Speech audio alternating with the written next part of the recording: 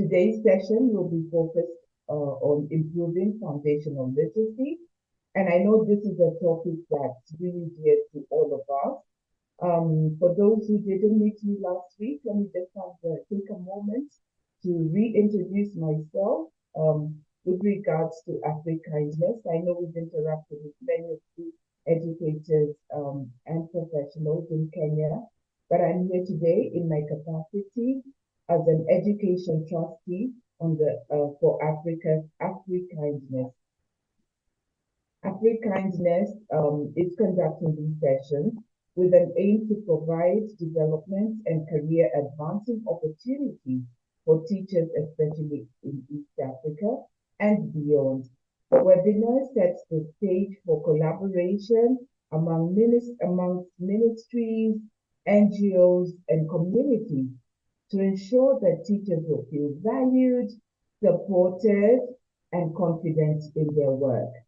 You're most welcome to visit the Afrikindness website, which I think Vanessa will be putting on the link shortly, and learn more about Afrikindness. So before we get started, we'd like to just put up a few housekeeping rules. Vanessa, do we have that? Okay. Kindly mute your microphones just to allow proper running of the session. We'll have a Q&A session at the end.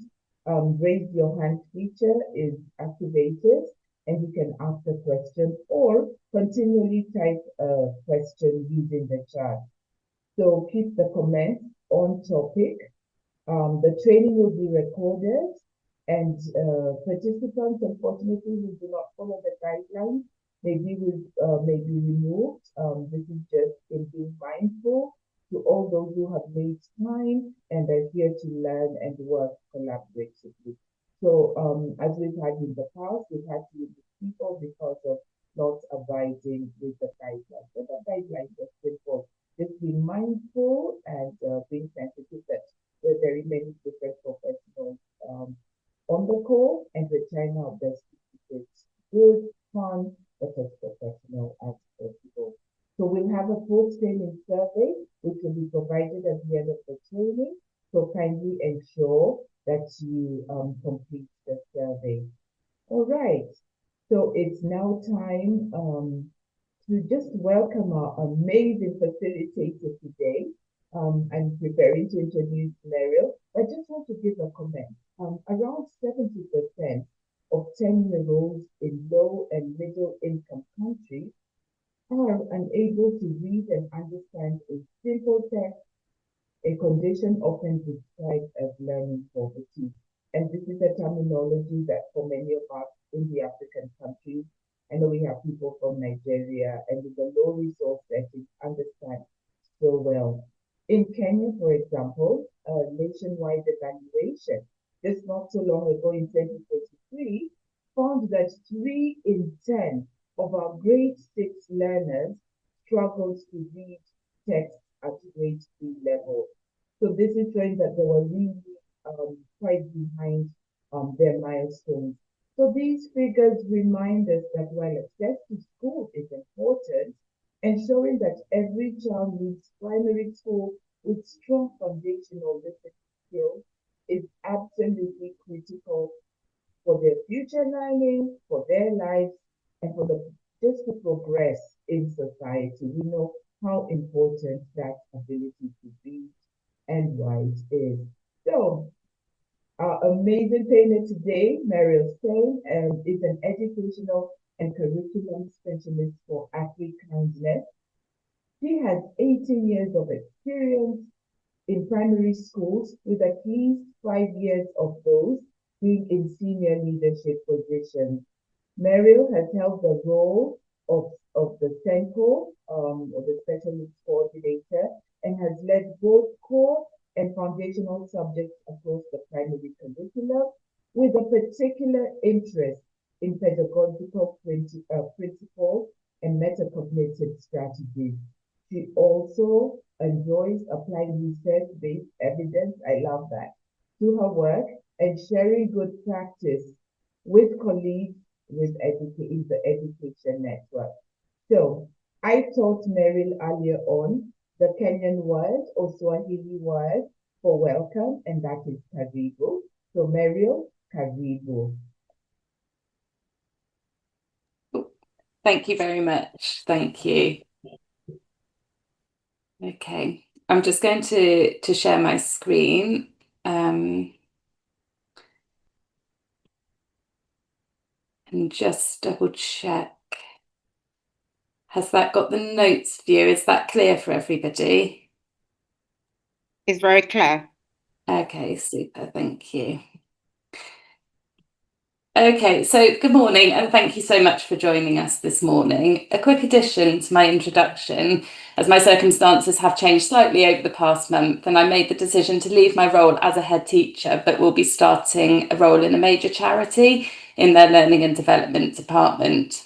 But however, as they say, once a teacher, always a teacher.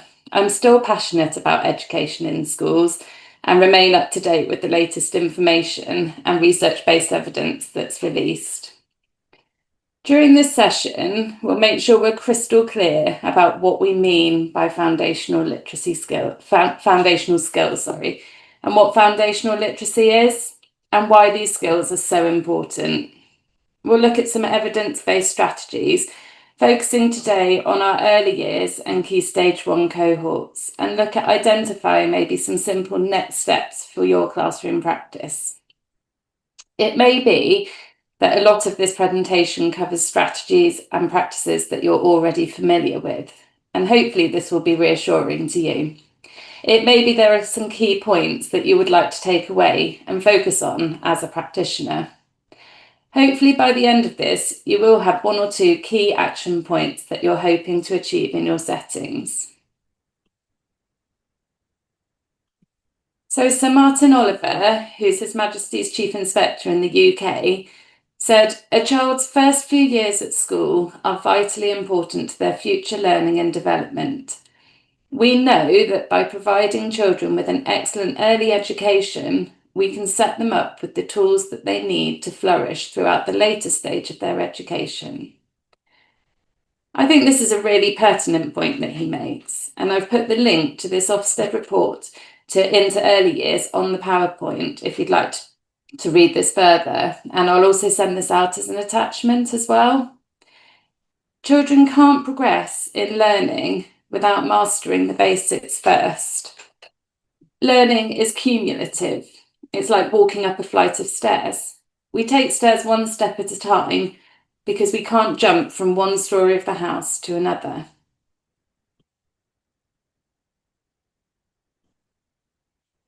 So what do we mean by foundational skills? This quotation here is taken from RISE. They are vital, indispensable skills needed for virtually any further education and to lead an empowered and self-determined life. Foundational skills can be applied to any area of learning, and they are the vital skills needed in order to progress. Think back to climbing that flight of stairs. I've put a link to the RISE website on this slide, and this think tank is no longer producing material, but the information and website should still be available for the foreseeable future. When we, as the Afro-Kindness Education team, were discussing this session, we acknowledged that foundational skills is a huge area. There are so many different aspects that we could cover today, but we've narrowed it down to foundational literacy skills, starting right back at the beginning for EYFS and Key Stage 1, our 4 to 7-year-olds. So let's focus specifically on foundational literacy skills and literacy.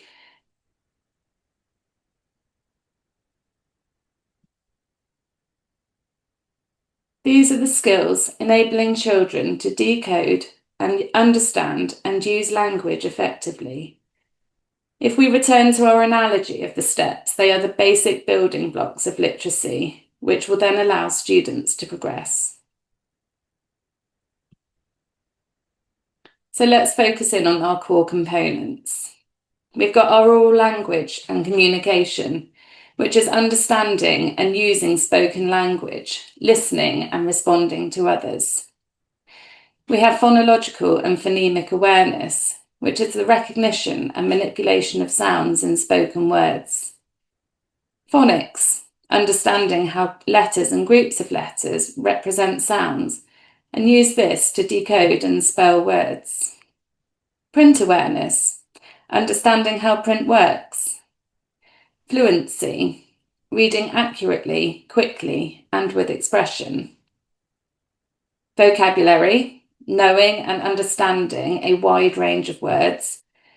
And comprehension, making meaning from what is read or heard. We can break these skills down into EYFS and Key Stage 1 focus areas. So with our EYFS focus, our 3 to 5 year olds, their focus is on communication and language and their early learning literacy goals.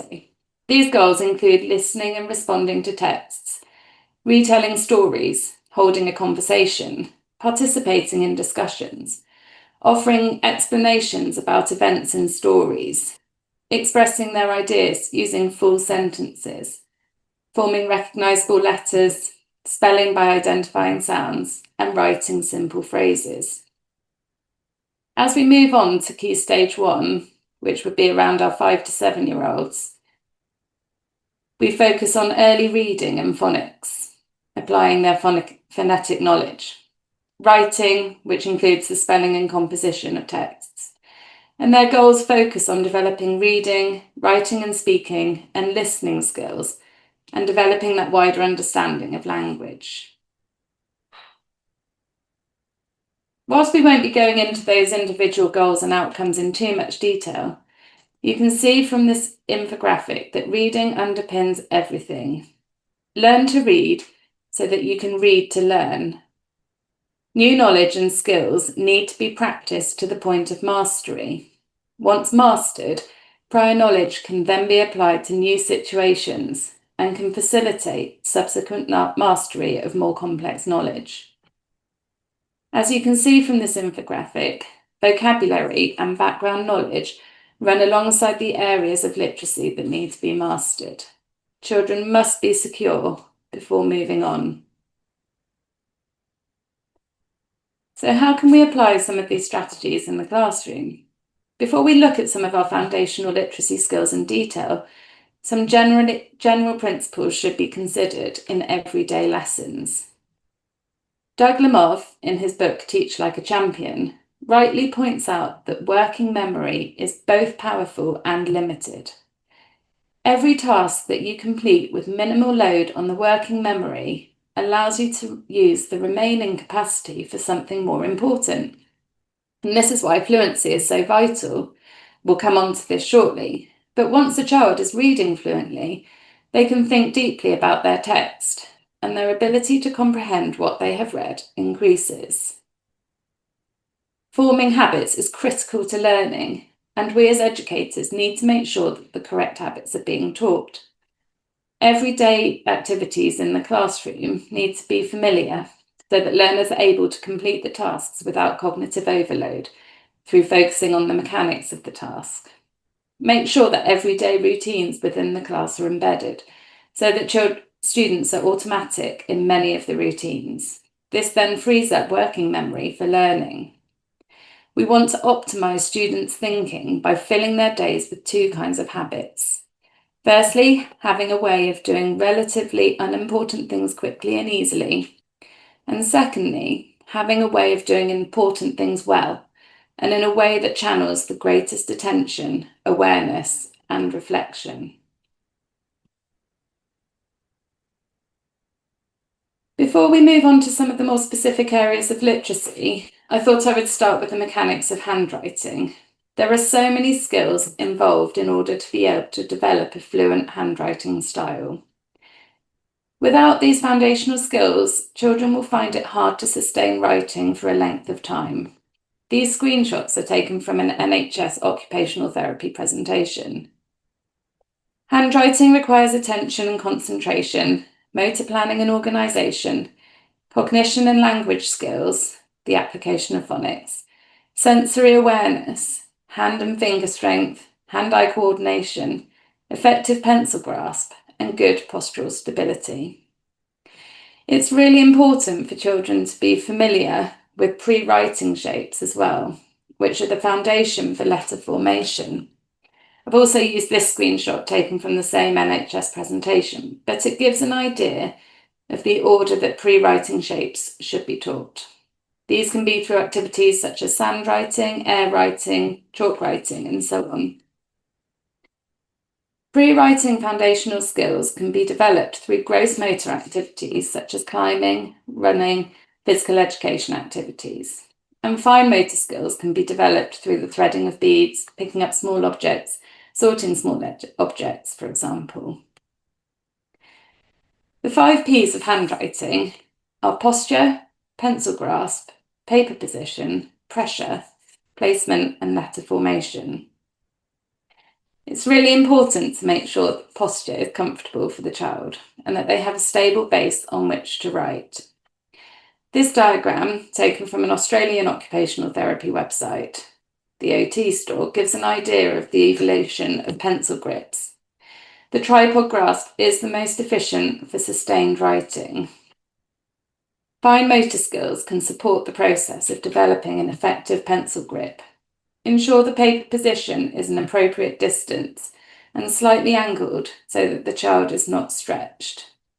It's really important as well to correct pencil grip as soon as it's noticed to prevent bad habits forming, which would then affect the sustained writing ability. Pressure of writing is also important. If the pressure is too heavy, it will cause pain and fatigue in the hand, and light pencil pressure can make it difficult to read what has been written. In order to support difficulties with pressure, complete pushing and pulling and pinching activities, and these can provide sensory feedback to joints and muscles. With the teaching of letters in the alphabet, keep a consistent approach to letter formation and insist on this. Try to think of ways to remember the formation of letters, for example, for the letter A, around the apple's body and down the stalk. Make sure the formation is correct before moving on to focus on the speed of writing.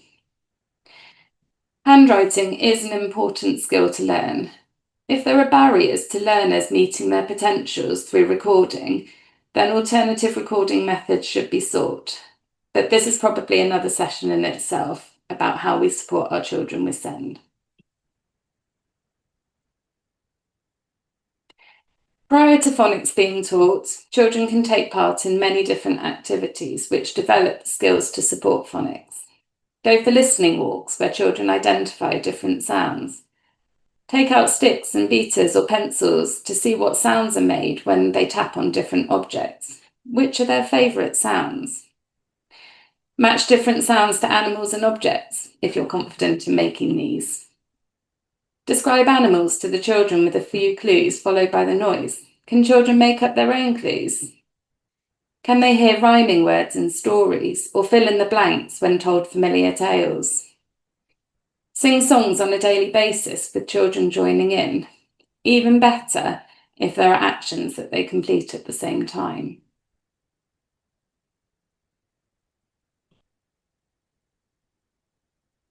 So let's move on to some more of the specifics. So starting with phonics and phonological awareness, there are 2 different areas here. So phonological awareness is the ability to hear and manipulate sounds through rhymes, syllables, and phonemes. And phonics is connecting those sounds to the written letters and patterns. And together, these skills form the foundation of fluent reading.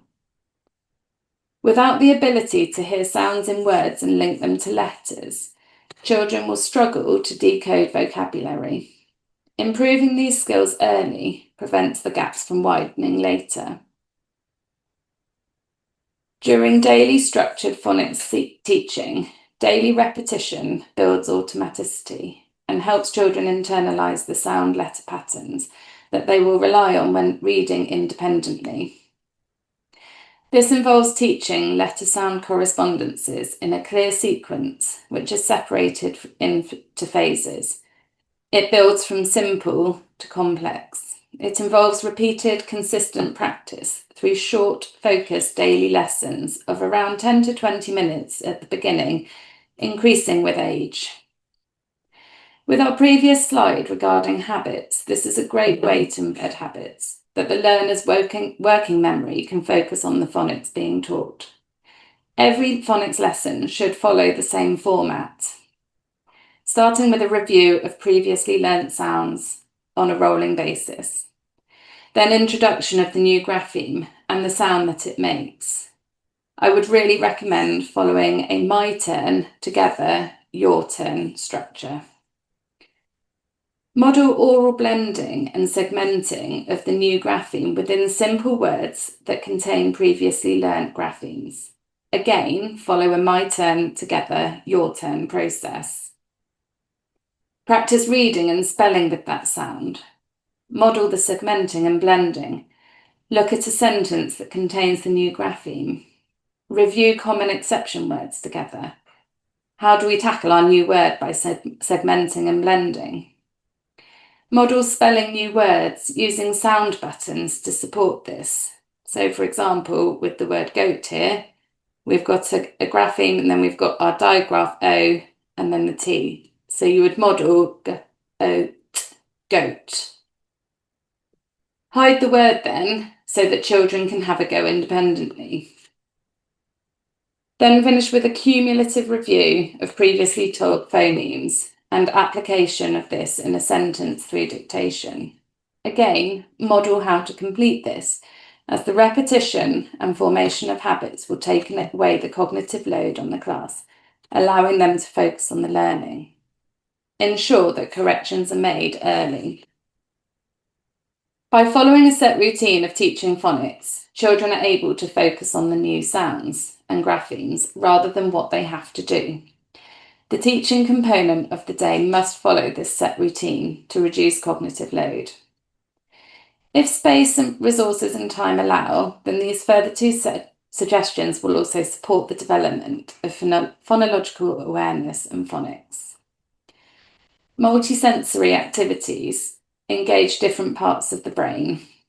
It helps children who learn best through movement, sound or visuals, and makes instruction memorable and enjoyable.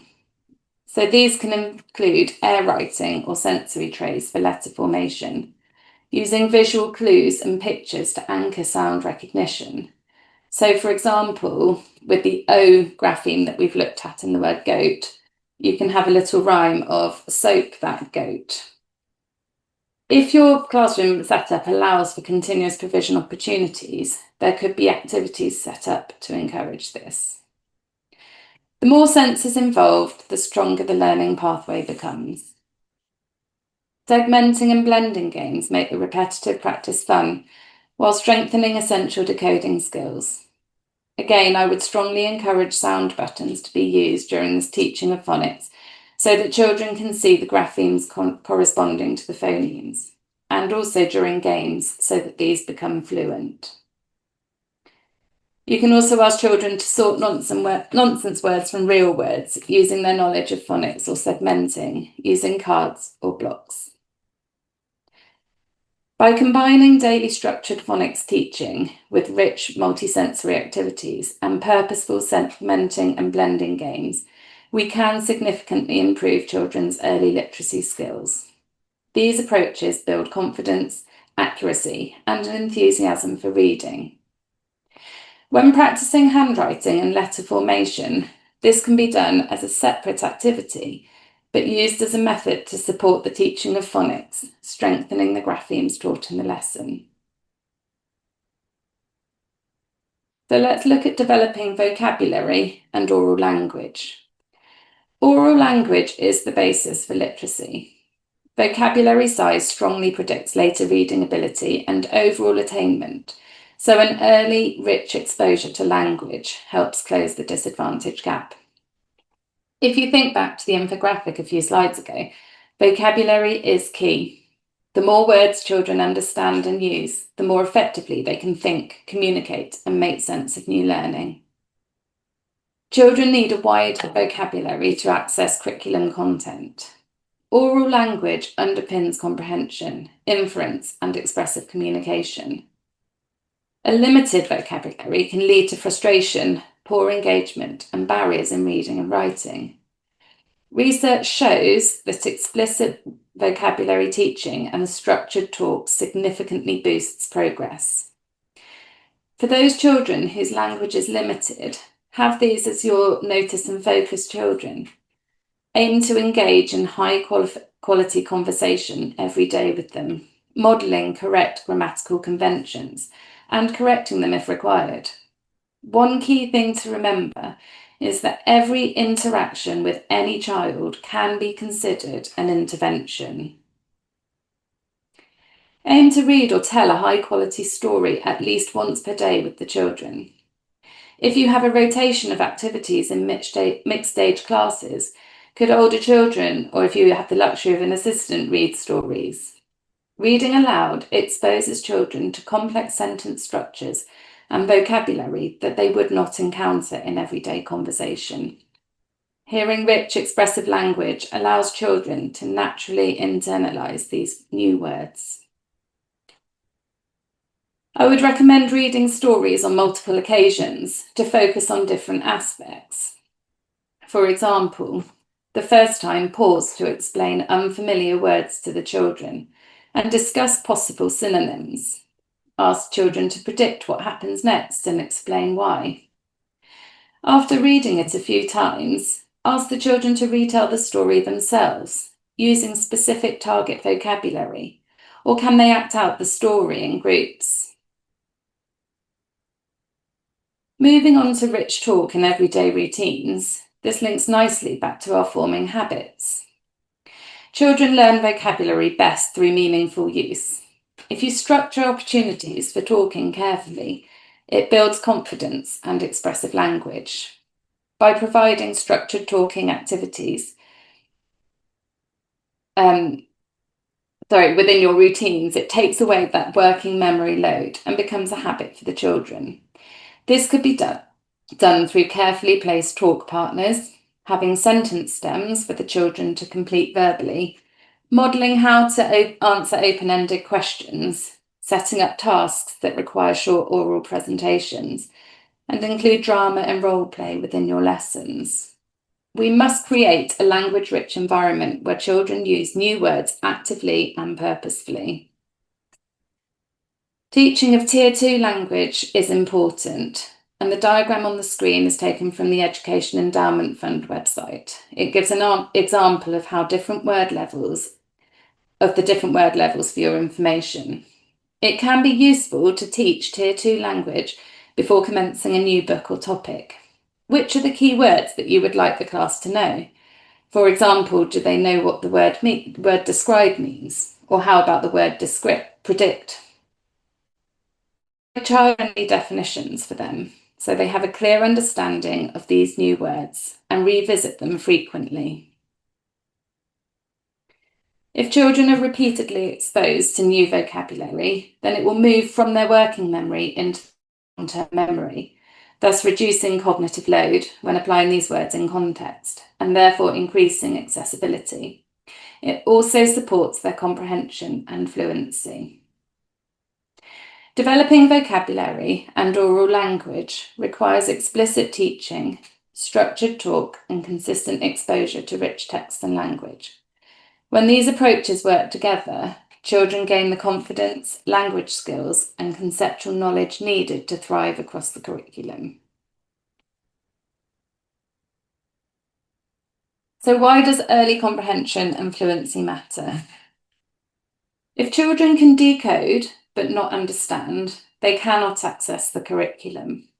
If they understand but cannot read fluently, then they struggle to keep up, and so we need both taught together. Early fluency frees up space for mental understanding, returning to reducing cognitive load again. The working memory is freed up to focus on the task in hand.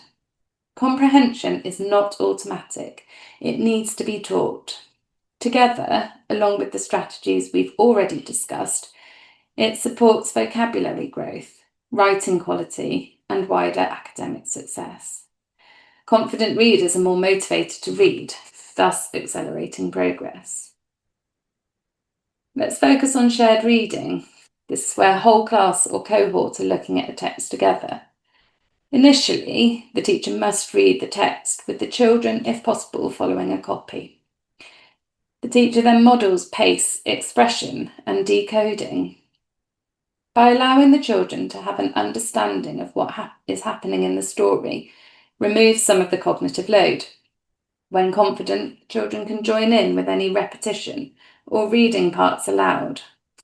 And this allows children to enjoy texts, practice listening skills, and exposes them to a rich vocabulary and story structure.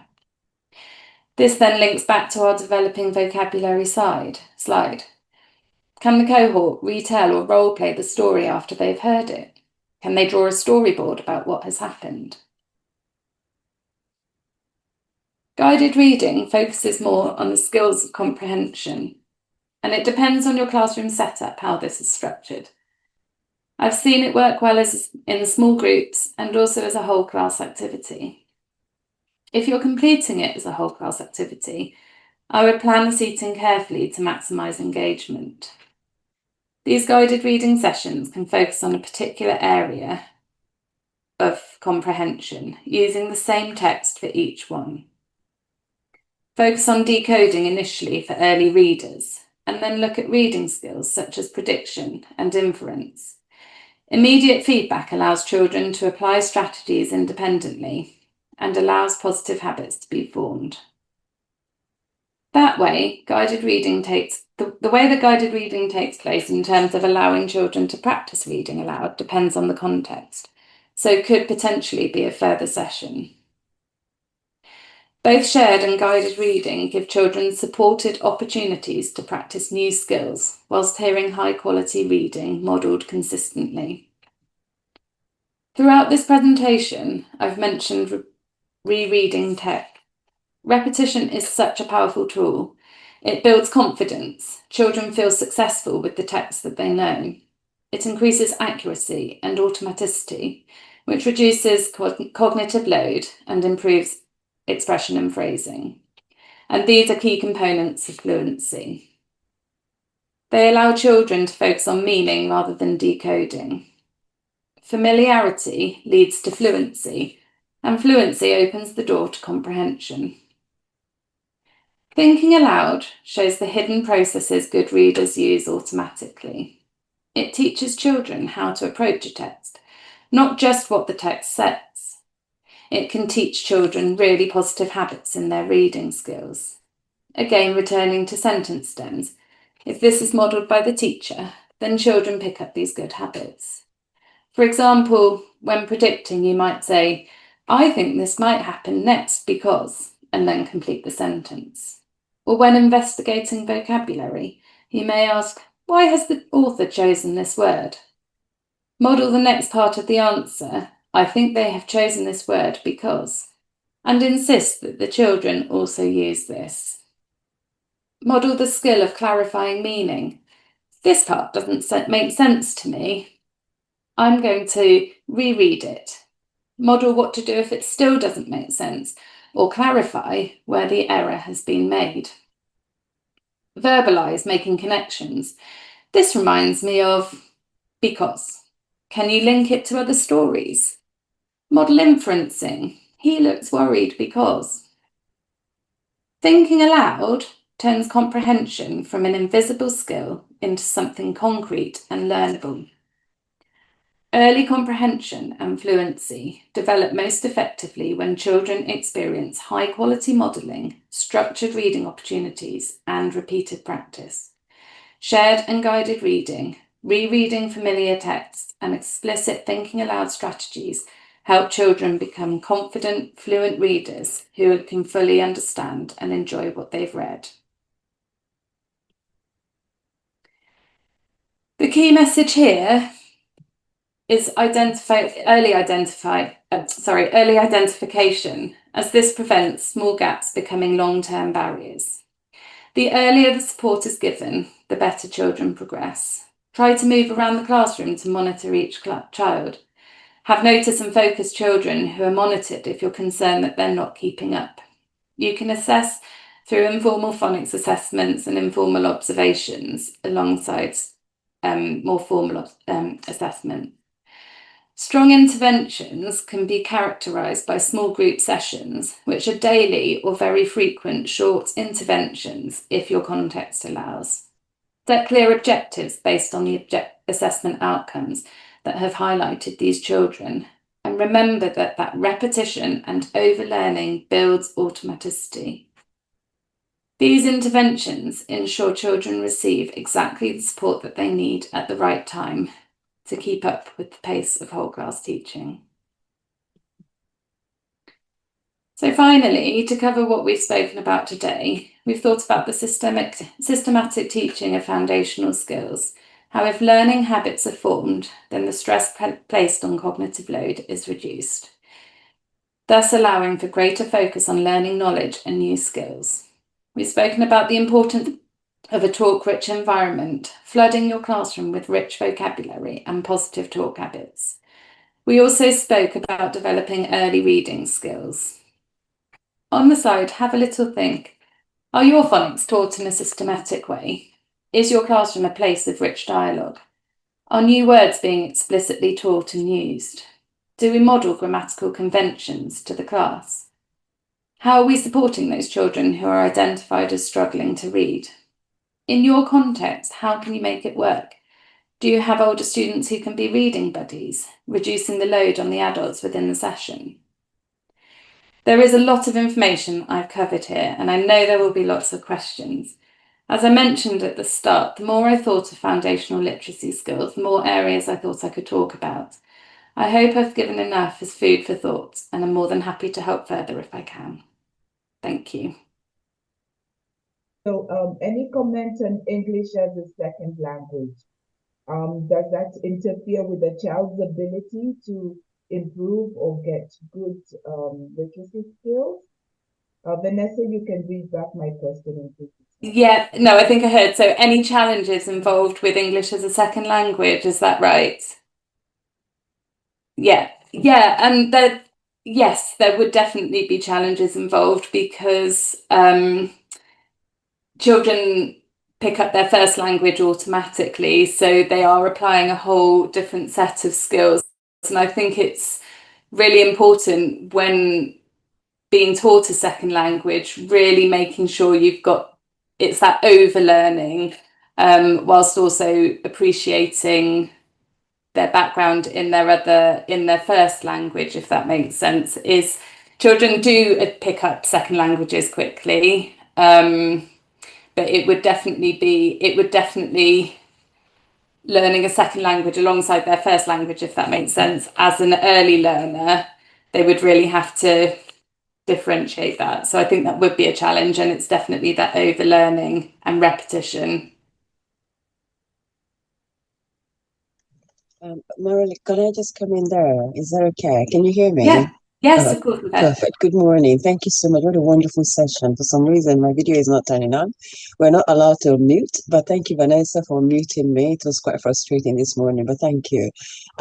Let me come in about EAL. As an EAL specialist, I know that from my experience, when students are not literate in their first language in the first instance, it can pose a bit of a challenge in them learning and acquiring the second language.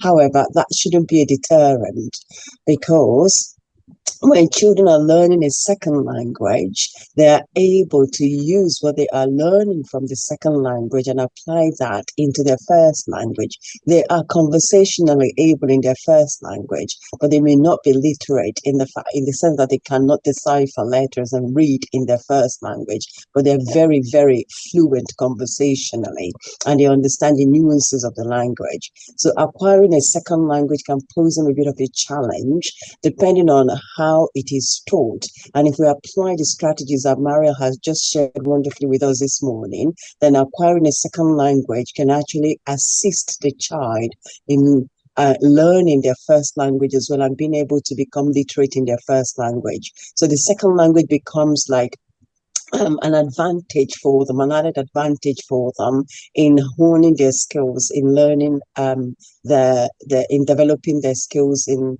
their first language as well. So it becomes a win-win situation for the child, depending on how the second language is taught. Thank you. Thank you, Livette. I've just seen a question in the chat. How does a teacher help a learner that tells you he or she hates reading or spelling words? And I think that's a really, really good question. And I would approach that, first of all, by trying to unpick why don't they like it? Because often children don't like something because potentially there's a barrier there. And I'd really try and unpick what it is that they hate about it, going right back to the beginning, or is there such a gap in their learning at some point that they are struggling to keep up? I would tackle that first by trying to make learning fun for them. So I would include games to cover some of their phonics and some of their spellings, so that they don't see learning as a chore. Obviously, I know that sometimes adult support and the way that this can be put into place practically in the class could potentially be a bit of a barrier with this one. But also, are they finding it too easy? Are they already able to complete these tasks? Because those can often be those big reasons behind why a child is becoming disengaged. There is that element of repetition, which some children may tire of, but it really is that, as I spoke about, that evidence-based research with that repetition, taking away that cognitive load so that children know what they are going to do next, means they can focus on the actual learning of the skills. So with that question, I would definitely try and unpick why they hate reading or spelling new words. Is it because they're finding it difficult? Is there a barrier? Have they got gaps that need to be covered? And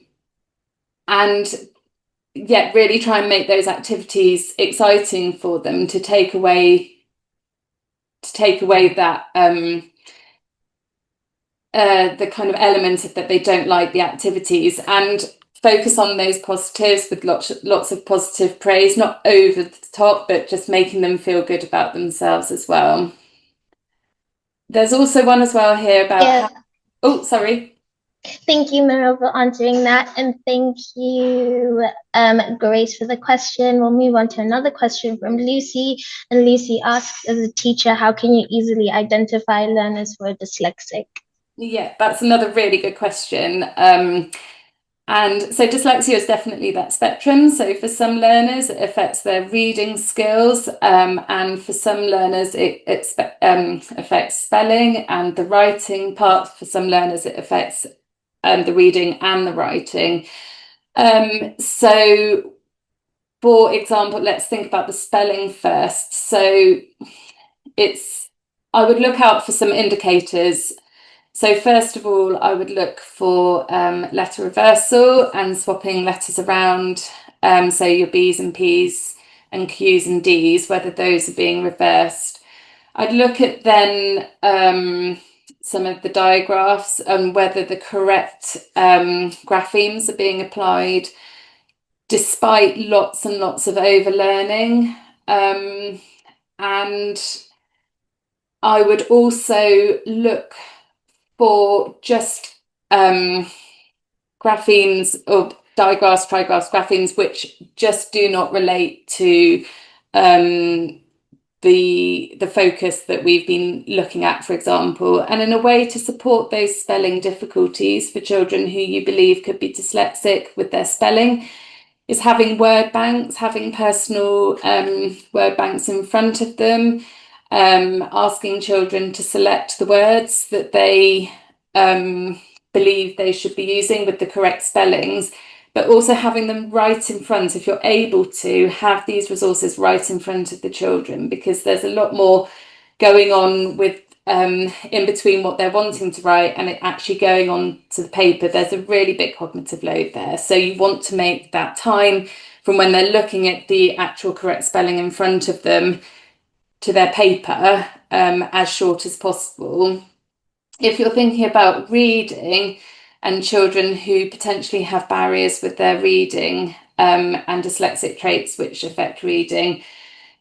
If you have got access to coloured overlays, sometimes, or being able to print on different colour papers, so printing on blue or yellow paper can really support children who are dyslexic when it comes to reading. And again, that reading the text first so that they are taking away that cognitive load of what they think is happening in the story, because sometimes in my experience with children who have struggled with dyslexia and reading, they are putting in words that they think should be there. And it helps if they do know the story already. I hope that helps a little bit with that question. Thank you, Meryl, for that. And I think, yeah, especially the addition about the blue and yellow paper, that might be a really important way to like intervene and have the child engage. We've got another question from Lynn, and she asks, do you recommend teaching sounds or letters first? She has experience, she's experienced challenges where teaching letters at home and then sounds, where typically parents teach letters at home and then sounds later. So that becomes a bit confusing for students once they come to school. So when the approach at home is different to the approach in school.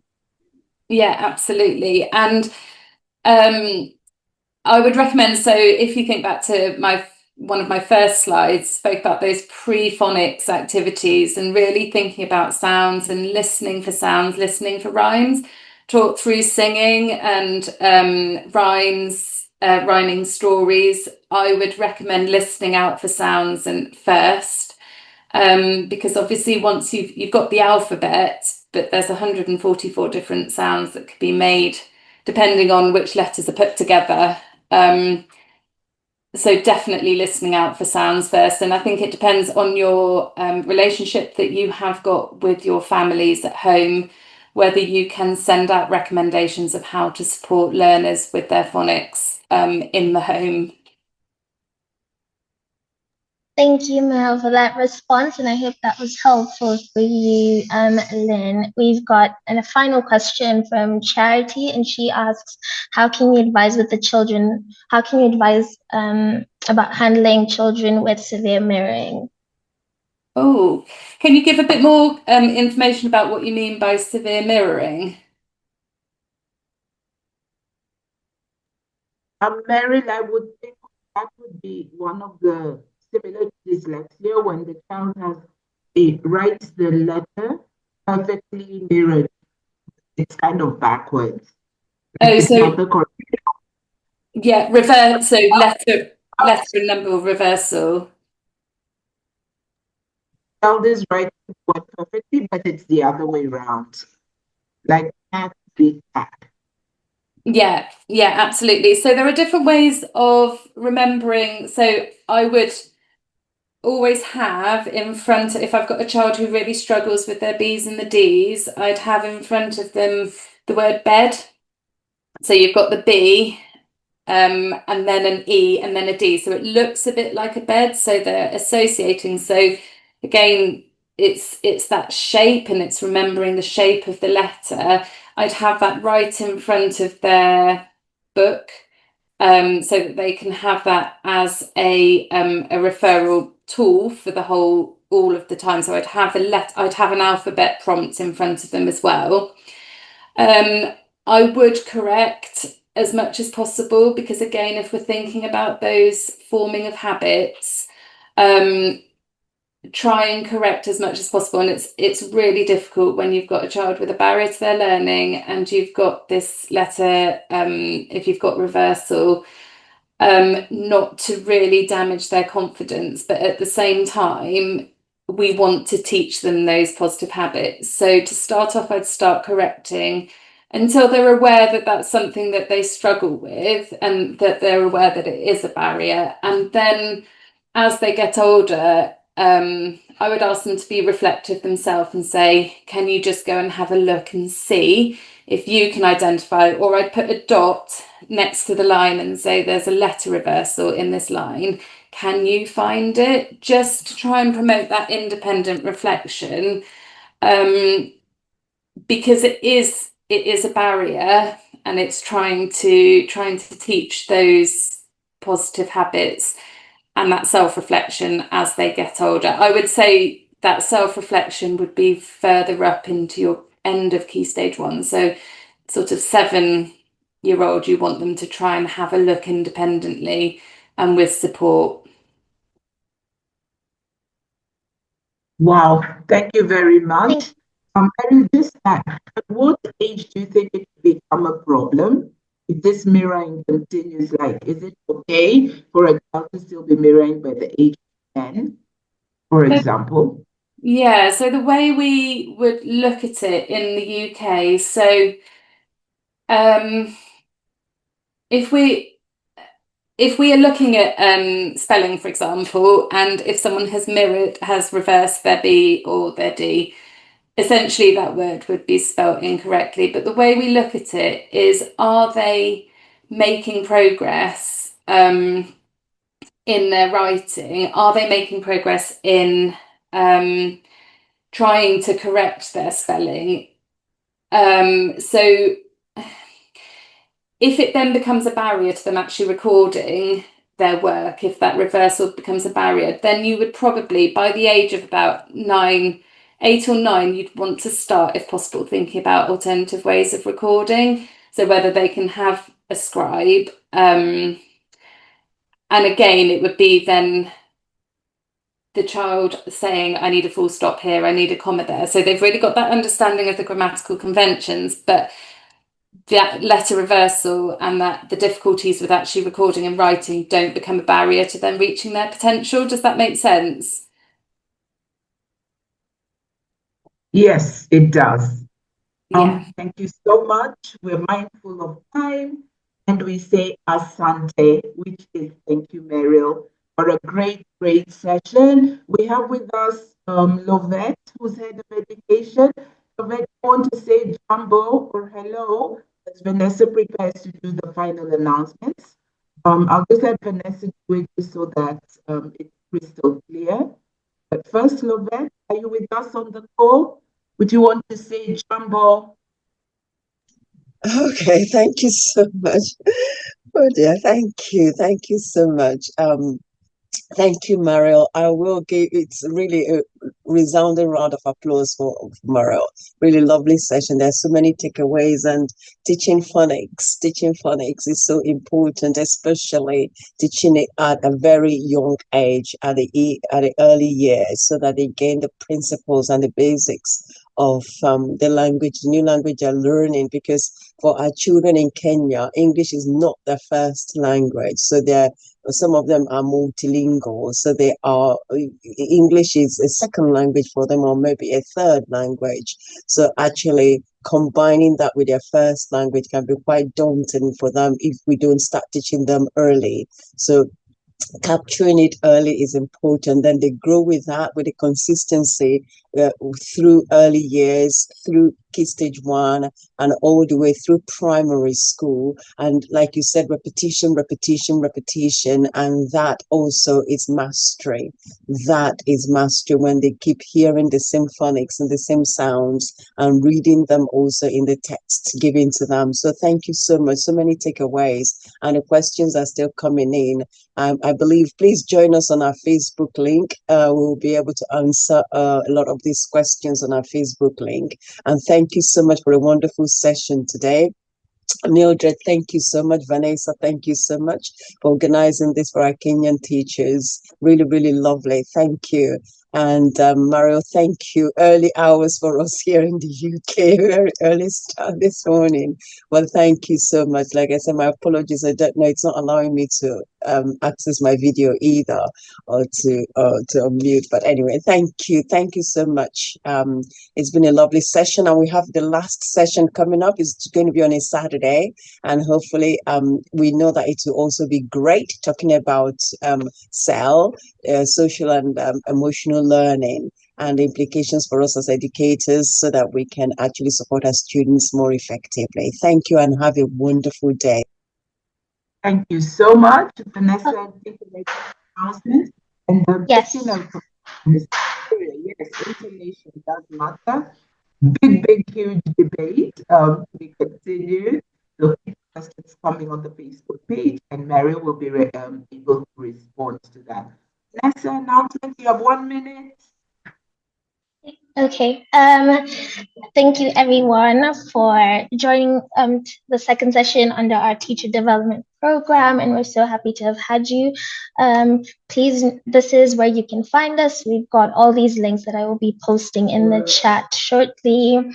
We've also got a post-training survey. Please make sure you complete the survey, and you may get certification for your participation in our program. So the sessions are certified, so make sure you complete the survey, and I'll be posting the link shortly. And as Livette and Mildred mentioned, we've got the next session coming up on Saturday, the 29th. Please note the change in timing. So it will be at 11 a.m. and we're looking forward to that. The session will be about SEL. And you're welcome to join the Africanus Global Teachers Hub as well. We're accepting teachers right now, so please join. Any questions that you may have that have not been addressed so far, you can post them there, and you'll have access to all these lovely educators that have been leading these sessions and a host of other certified educators. So there is the link. If you've got your phone, I'll hold on to this one for a few seconds if you'd like to scan and join. And you're welcome to participate in all the other activities we have going on. So we've got a writing competition, and we encourage you to read our entries from students and cast your vote. All of these links, again, I'll be posting shortly. And thank you so much for joining us. If you don't mind holding on for just a minute as I post the links, and then we'll be excited to see you in next week's session. Thank you so much, everybody. Thank you, Meryl, for the presentation, Africanus for hosting this program, Mildred Obuya, our education trustee, for hosting today's session and all the sessions in this program, and then Livette for your wonderful insights. Thank you, everybody.